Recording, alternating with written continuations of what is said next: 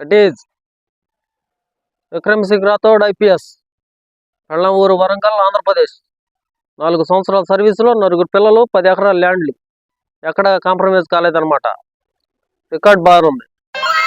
కానీ records children's కాండం కాదు.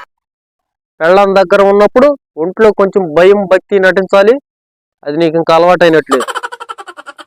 ఈ భయం ఎప్పుడు ఎలా వస్తుందో తెలుసా?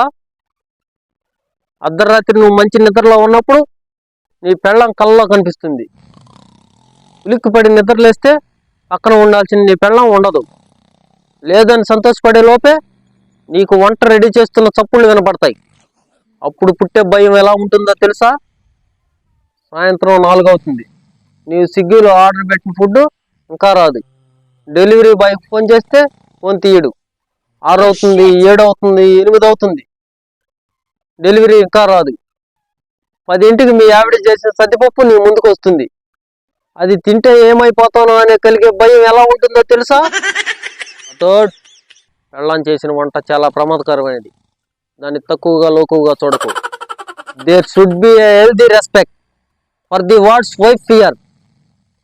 పెళ్ళాం వంట అంటే భయం లేనివాడు బతకడం చాలా కష్టం. భయం లేదని ఎందుకు అనుకుంటున్నారు సార్?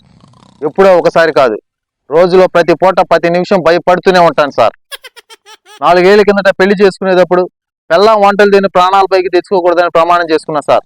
మీరు చెప్పిన పీడకలలో సద్దిపప్పులు రావచ్చు రాకపోవచ్చు, కానీ ఏదో ఒక రోజు మాత్రం నా పెళ్ళాం చేసిన పప్పు తినాల్సిన రోజు ఖచ్చితంగా వచ్చి తీరుతుంది సార్.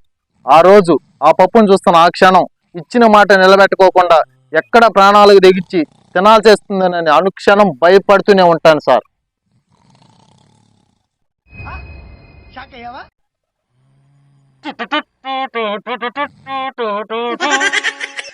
తప్పు చేసిన వాడి భయం ఒంట్లో ప్రతి నరంలో ఉంటుంది సార్. నా భయం నా పెళ్ళాం చేసిన పప్పులో ఉంటుంది. నా డ్యూటీ అయిపోయింది సార్.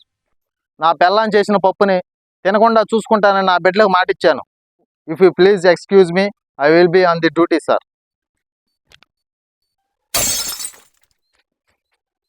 అది ఒక్కటే కోరిక సార్. నా పెళ్ళాం చేసిన వంట ఎదురుగా ఉన్నప్పుడు నా పెళ్ళాం పక్కన ఉండకూడదు.